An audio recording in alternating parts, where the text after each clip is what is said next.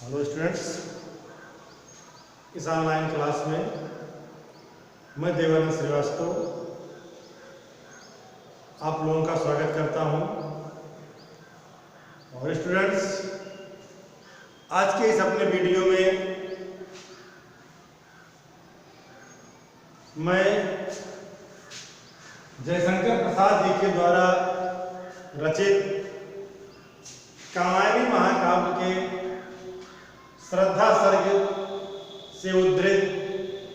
श्रद्धामन शीर्षक के आगे की व्याख्या को लेकर के आपके बीच में उपस्थित हुआ हूं। और आप लोग हमारे पिछले वीडियो में जहां तक व्याख्या का अध्ययन किए हैं, आज आपको उसके आगे की व्याख्या के बारे में पढ़ना है।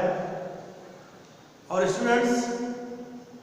आप लोग हमारे पिछले वीडियो में जो अध्ययन किए हैं उसमें आपने पढ़ा है कि जिस समय श्रद्धा मन के सामने दिखाई देती है उस समय वह नीले रंग के गांधार देश में पाई जाने वाली जो भेड़ों की चमड़े की परिधान धारण किए हुए थी, उस परिधान में से उसका सुंदर और सुकुमार जो अंग थे वह इस प्रकार से दिखाई दे रहे थे कि मानो कोई घने बादलों के जंगल में बिजली का फूल खिला हुआ हो। और इस प्रकार से कवि ने श्रद्धा के शारीरिक सौंदर्य का वर्णन करना शुरू किया तो उसने पहले उसके मुख के, जो कि लालिमा युक्त मुख का तेज था, उसके मुख के तेज का वर्णन किया था कि उसका लालिमा युक्त मुखमंडल किस प्रकार से दिखाई देता है। और उसके आगे का वीडियो में आपको पढ़ना है कि किस प्रकार से कवि उसके सौंदर्य का वर्णन कर रहा है कि घिर रहे थे घुंघराले बाल अंश अवलंबित मुख के पास, कि घिर रहे थे घुंघराले बाल। अब यहां पर श्रद्धा के घुंघराले सुंदर बालों का वर्णन कवि ने किया है कि श्रद्धा के जो घुंघराले बाल थे वह अत्यधिक सुंदर थे। तो घिर रहे थे घुंघराले बाल, कि श्रद्धा के वह घुंघराले बाल अंश अवलंबित,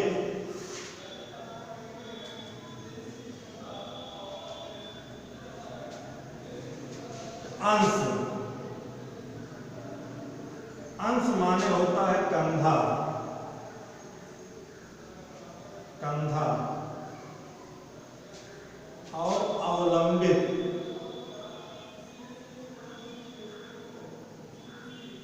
अवलंबित, अवलंबित माने होता है लटका हुआ,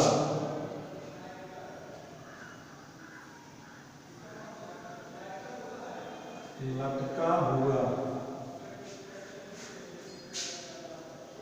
तो घिर रहे थे घुंघराले बाल अंश अवलंबित मुख के पास, कि श्रद्धा के घुंघराले बाल उसके अंश कंधे पर अवलंबित लटकते हुए, कि उसके कंधे पर लटकते हुए श्रद्धा के घुंघराले बाल उसके मुख के पास इस प्रकार से घिर रहे थे। माने जो श्रद्धा के घुंघराले बाल थे वह उसके कंधे पर लटके हुए थे और उसके मुखमंडल के पास इस प्रकार से घिरे हुए दिखाई दे रहे थे कि मानो नील घन सावक से सुकुमार सुधा भरने को विधु के पास। नील घन सावक, घन माने बादल, सावक माने टुकड़ा छोटा सा। तो नील घन सावक, ऐसा लगता था मानो कोई नीले रंग का बादल का टुकड़ा सुधा भरने को, सुधा माने होता अमृत,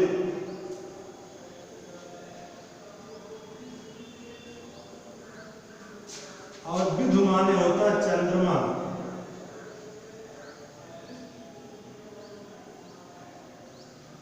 चंद्रमा नील घन सावक से सुकुमार सुधा भरने को विधु के पास, कि श्रद्धा के कंधे पर लटकते हुए उसके घुंघराले बाल श्रद्धा के कंधों के पास, मुख के पास इस प्रकार से दिखाई दे रहे थे कि मानो कोई नीले बादल का छोटा सा टुकड़ा अमृत भरने के लिए चंद्रमा के पास घिर आया हो। अर्थात कहने का तात्पर्य यह है कि इसमें कवि ने श्रद्धा के मुख को चंद्रमा के समान बताया है और उसके जो काले घुंघराले बाल थे उसकी तुलना करने नीले बादल के छोटे से टुकड़े से किया है। तो घिर रहे थे घुंघराले बाल अंश अवलंबित मुख के पास, कि श्रद्धा के कंधे पर लटके हुए उसके घुंघराले काले बाल श्रद्धा के मुख के पास इस प्रकार से घिरे हुए दिखाई दे रहे थे मानो कोई नीले रंग का छोटा सा बादल का टुकड़ा अमृत भरने के लिए चंद्रमा के पास घिर आया हो, और उस मुख पर वह मुस्कान रक्त किसलय पर ले मुस्कान, और श्रद्धा के उस लालिमा युक्त मुखमंडल पर जो मुस्कान दिखाई देती थी, जो मुस्कान खिली रहती थी, और उस मुख पर वह मुस्कान, कि श्रद्धा के मुखमंडल पर दिखाई देने वाली उसकी वह मुस्कान ऐसी प्रतीत होती थी कि मानो रक्त किसलय पर ले विश्राम, अरुण की एक किरण अम्लान, अधिक अलसाई हो अभिराम, कि मानो अरुण की, अरुण माने होता लाल,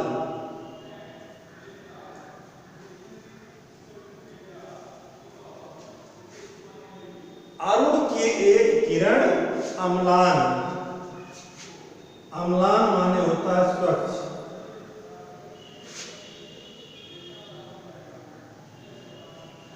स्वच्छ, और अभिराम,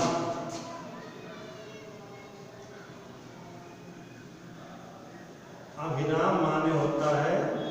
सुंदर,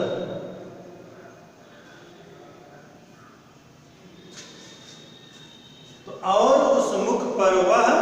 मुस्कान, श्रद्धा के उस मुखमंडल पर सदैव खिली रहने वाली उसकी वह मुस्कान ऐसी प्रतीत होती थी मानो अरुण प्रातःकालीन सूर्य की, जो कि लालिमा युक्त होता है, तो प्रातःकालीन सूर्य की कोई एक स्वच्छ किरण है, कि मानो कोई प्रातःकालीन सूर्य की एक स्वच्छ किरण है जो अत्यधिक अलसाई आलस्य से भरी होने के कारण रक्त किसलय पर ले विश्राम, रक्त माने लाल, रक्त माने लाल, और किसलय, किसलय माने होता है नवीन कोपले, पुतले कहते हैं जो पौधों के, वृक्षों के नए नए पत्ते निकलते हैं जो हल्के से लालिमा युक्त होते हैं। तो अधिक अलसाई हो अविराम, कि मानो वह प्रातःकालीन सूर्य की कोई सुंदर स्वच्छ किरण हो,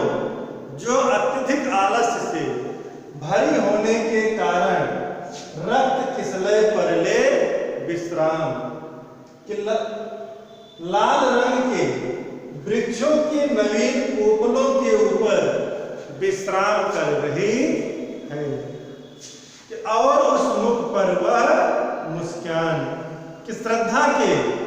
उस लालिमा युक्त मुखमंडल पर सदैव खिली रहने वाली उसकी वह मुस्कान ऐसी प्रतीत होती थी मानो प्रातःकालीन सूर्य की कोई सुंदर और स्वच्छ किरण अत्यधिक आलस्य से भरी होने के कारण लाल रंग के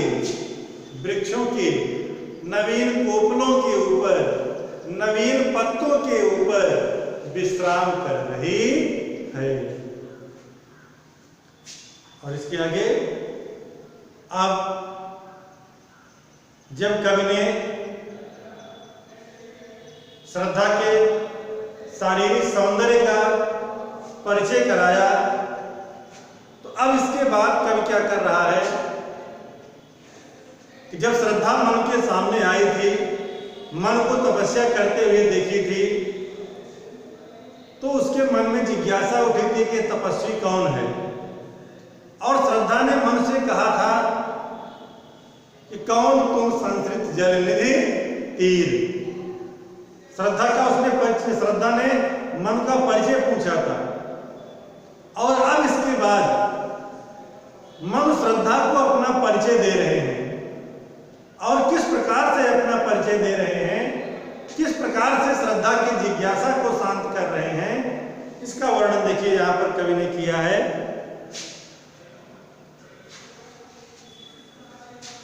कि कहा मन में नभ धरणी बीच बना जीवन रहस्य,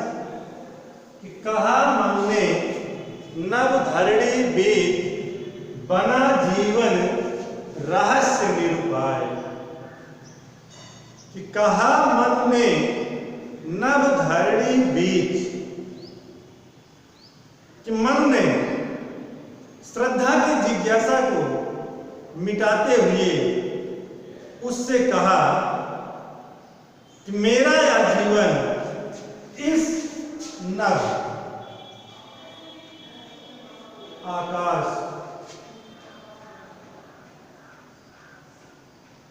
धरणी, पृथ्वी, कि मन ने श्रद्धा की जिज्ञासा को शांत करते हुए उससे कहा कि मेरा यह जीवन इस आकाश और पृथ्वी के बीच में निरुपाय, उपाय रहित एक रहस्य बन गया है। अर्थात इस पृथ्वी और आकाश के बीच में मेरा ये जो जीवन है, यह जीवन एक ऐसा रहस्य बन गया है जिसे सुलझाने का मेरे पास कोई उपाय नहीं है। एक उल्का सा जलता भ्रांत शून्य में फिरता हूं असहाय, इसीलिए मैं एक जलते हुए उल्का पिंड के समान, उल्का माना था टूटा हुआ तारा, टूटे हुए तारे को उल्का पिंड कहा जाता, उल्का कहा जाता है, जो आकाश में टहलता रहता है। तो एक उल्का सा जलता भ्रांत, भ्रांत माने घूमना, भ्रांत भटकना, कि एक उल्का सा जलता भ्रांत शून्य, शून्य में फिरता हूं असहाय। शून्य माने होता है निर्जन स्थान या आकाश।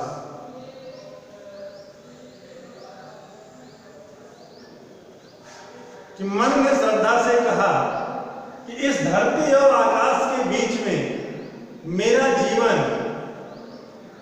एक ऐसा रहस्य बन गया है जिसे सुलझाने का मेरे पास कोई उपाय नहीं है। इसी कारण से मैं एक जलते हुए उल्का पिंड के समान इस निर्जन में, इस निर्जन स्थान पर असहाय होकर के भ्रांत माने भटक रहा हूं। कि जिस प्रकार से एक उल्का, एक टूटा हुआ तारा आकाश में भटकता रहता है, घूमता रहता है, उसी प्रकार से मेरे जीवन में भी अब कोई उद्देश्य नहीं रह गया है और उद्देश्य विहीन होकर के मैं इस निर्जन स्थान में, इस एकांत स्थल पर उपाय रहित होकर के इधर से उधर टहल रहा हूं, इधर से उधर भटक रहा हूं। कि एक जलते हुए उल्का पिंड के समान, इसीलिए मैं असहाय होकर के इस निर्जन स्थान पर भटक रहा हूं। अब इसके बाद मन ने श्रद्धा से अपना परिचय तो करा दिया, लेकिन अब श्रद्धा का परिचय मन पूछ रहे हैं और किस प्रकार से पूछ रहे हैं कि कौन हो तुम बसंत के दूत, विरस पतझड़ में अति सुकुमार। कि कौन हो तुम बसंत के दूत, विरस पतझड़ में अति सुकुमार। विरस माने होता नीरस, विरस नीरस। मन श्रद्धा से कह रहे हैं कि मेरे इस नीरस पतझड़ के समान जीवन में बसंत का दूत बनकर आने वाली हे सुकुमारी, तुम कौन हो? कि कौन हो तुम बसंत के दूत, विरस पतझड़ में अति सुकुमार। कि जिस प्रकार से पतझड़ के बाद बसंत ऋतु आती है और चारों तरफ का वातावरण हरा भरा हो जाता है, फूलों की सुगंध से युक्त हो जाता है, उसी प्रकार से मेरे इस पतझड़ के समान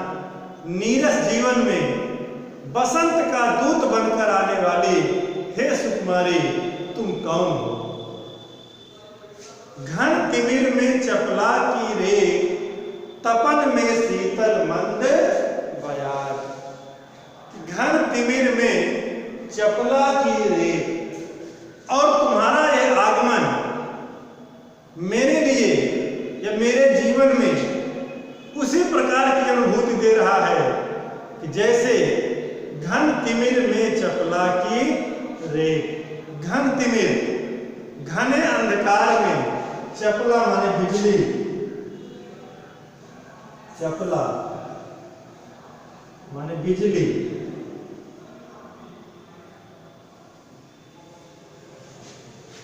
कि तुम्हारा यह आगमन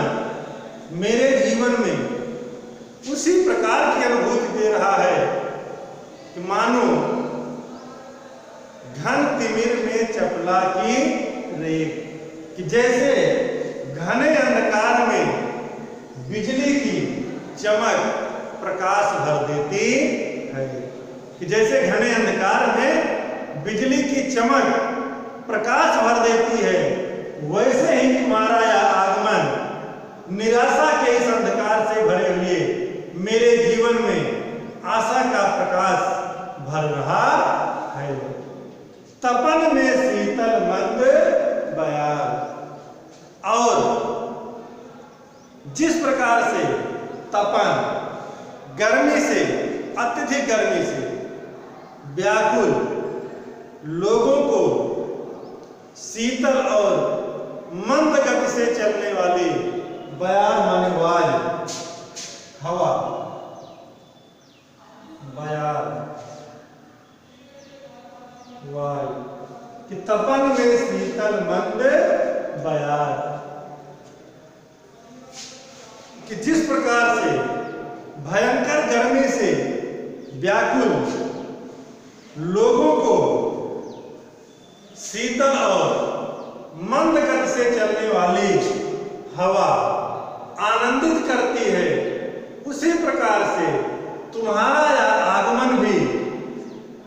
मेरे हृदय को आनंदित कर रहा है, मेरे मन को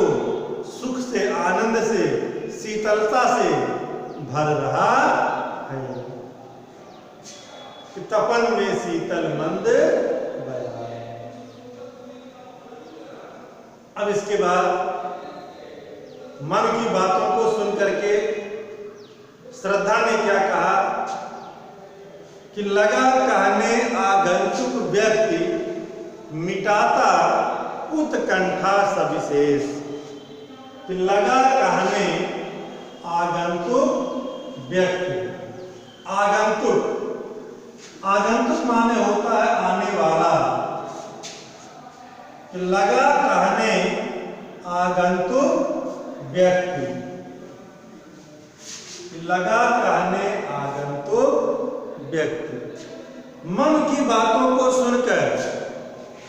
वह आने वाला व्यक्ति मन की उत्कंठा को, उत्कंठा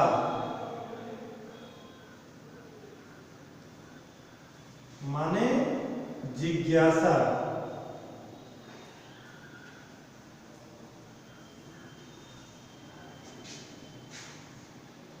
कि मन की बातों को सुनकर वह आगंतुक व्यक्ति, वह आने वाला व्यक्ति उनकी जिज्ञासा को सविशेष, विशेष रूप से मिटाते हुए उनसे कहने लगा। अर्थात जब मन की बातों को श्रद्धा ने सुना और उससे अनुमान हुआ कि इनके हृदय में मेरे प्रति जानने की जिज्ञासा बहुत बढ़ गई है, तो उसने उनकी जिज्ञासा को विशेष रूप से मिटाते हुए उनसे यह कहने लगी। और कैसे कह रही है कि दे रहा हो कोकिल सानंद सुमन को जो मधुमय संदेश, कि मन से श्रद्धा इस प्रकार से अपना परिचय दे रही है कि जैसे मानो कोकिल, कोयल सानंद आनंद से भर करके सुमन पुष्पों को मधुमय बसंत के, मधुमय माने बसंत, मधुमय बसंत की श्रद्धा मन की जिज्ञासा को विशेष रूप से मिटाते हुए उनसे इस प्रकार से कहने लगी कि जैसे कोयल सानंद आनंद से भरकर सुमन को, फूलों को मधुमय बसंत के आगमन का संदेश देती है, कि जिस प्रकार से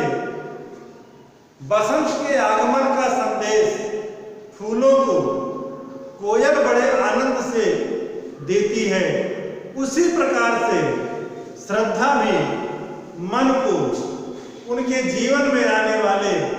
बसंत का मानो संदेश दे रही है। कि दे रहा हो कोकिल सानंद सुमन का जो मधुमय संदेश, कि मानो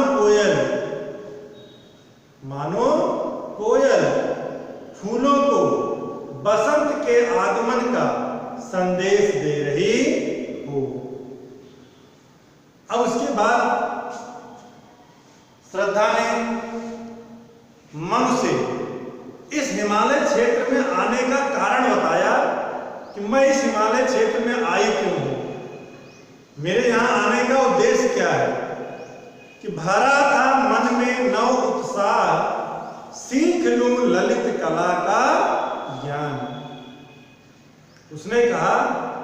कि मेरे मन में यह नवीन उत्साह भरा हुआ था, मेरे मन में यह नवीन उत्साह जागृत हुआ कि सीख लूं ललित कला का ज्ञान।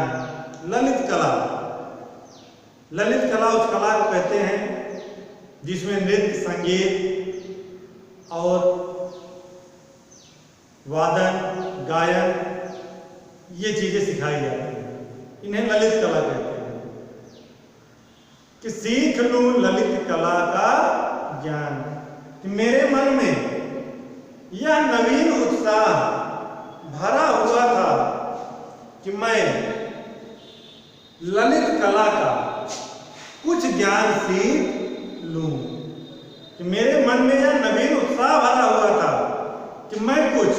ललित कलाओं का ज्ञान सीख लूं, ललित कलाओं का ज्ञान प्राप्त कर लूं। इधर रह गंधर्वों के देश, पिता की हूं प्यारी संतान। और मैं इधर ही गंधर्वों के देश में रहने वाली हूं, कि मैं इधर ही गंधर्वों के देश में रहने वाली हूं और अपने पिता की मैं प्यारी संतान हूं। उसने बताया कि मैं गंधर्व देश की रहने वाली हूं, अपने पिता की मैं प्यारी संतान हूं। मेरे मन में यह उत्साह भरा हुआ था कि मैं ललित कलाओं का ज्ञान सीख लूं और उन्हीं ललित कलाओं का ज्ञान सीखने के लिए मैं यहां पर आई हुई हूं। उसके आगे, दृष्टि जब जाती हिमगिरी ओर, प्रश्न करता मन अधिक अधिक। और जब मेरी दृष्टि हिमगिरी, हिमालय पर्वत की ओर जाती है, कि दृष्टि जब जाती हिमगिरी ओर, कि जब मेरी दृष्टि हिमालय पर्वत की तरफ जाती है तो प्रश्न करता मन अधिक अधीर। तो मेरा मन अत्यधिक अधीर होकर, अत्यधिक व्याकुल होकर के यह प्रश्न करता है कि धरा की यह सिकुड़न भयभीत, आह कैसी है क्या है पीर। कि जब इस हिमालय पर्वत को मैं देखती हूं तो मेरा मन अधीर हो जाता है इसके रहस्य को जानने के लिए, और मेरे मन में यह प्रश्न उठता है कि धरा की यह सिकुड़न भयभीत, कि यह भयभीत करने वाली पृथ्वी की कैसी सिकुड़न है। अर्थात इस हिमालय को देखकर मेरे मन में विचार आता है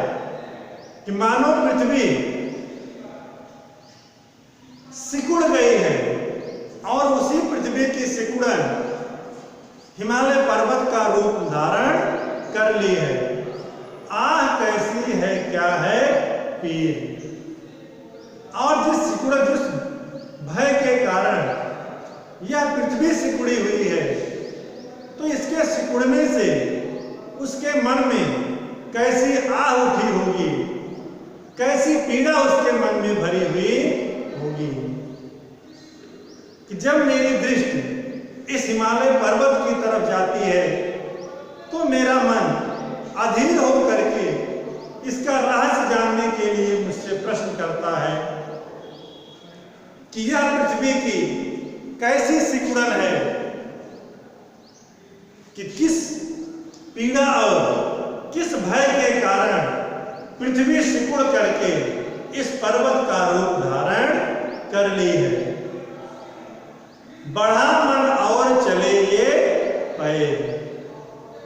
और श्रद्धा कहती है कि बढ़ा मन और चले ये पैर। कि मेरे जब मन की जिज्ञासा बढ़ने लगी, जब मेरे मन की जिज्ञासा बढ़ने लगी तो मेरे पैर इस हिमालय पर्वत की तरफ स्वतः ही चल पड़े। कि बढ़ा मन और चले ये पैर। कि जब मेरे मन में जिज्ञासा बढ़ी तो मेरे पैर स्वयं ही स्वतः ही इस हिमालय पर्वत की तरफ चल पड़े। शैलमालाओं का श्रृंगार, इन पर्वत श्रृंखलाओं का श्रृंगार देखने के लिए, सौंदर्य देखने के लिए, शैलमालाओं का श्रृंगार, कि इस पर्वत श्रृंखलाओं का श्रृंगार देखने के लिए मेरे पैर स्वयं ही चल पड़े। आंख की भूख मिटी यह देख, आह कितना सुंदर संभार, कि आंख की भूख मिटी यह देख। और यहां आकर के इस हिमालय पर्वत के सौंदर्य को देख करके मेरी आंखों की भूख मिट गई, अर्थात मेरी आंखों में जिस हिमालय पर्वत की श्रृंखलाओं का सौंदर्य देखने की भूख थी, वह सौंदर्य की भूख इसे देख करके मिट गई। कि आंख की भूख मिटी यह देख, इस हिमालय पर्वत को देखकर मेरी आंखों की भूख मिट गई। आह कितना सुंदर संभार, संभार माने होता है संपूर्णता, संभार, संपूर्णता, कि आह कितना सुंदर संभार, कि यहां आकर के इस हिमालय के सौंदर्य को देखकर मेरी आंखों की भूख मिट गई, कि यहां पर सौंदर्य की कितनी अधिक संपूर्णता है। अर्थात इस हिमालय पर्वत पर तो सौंदर्य की संपूर्णता है, अर्थात यहां पर संपूर्ण सौंदर्य दिखाई देता है। तो स्टूडेंट्स, आज के वीडियो में बस इतना ही। इसके आगे के वीडियो को देखने के लिए आप हमारे चैनल के साथ जुड़े रहें और बहुत जल्दी इसके आगे के वीडियो को लेकर के हम आपके बीच में पुनः उपस्थित होंगे। तब तक के लिए धन्यवाद।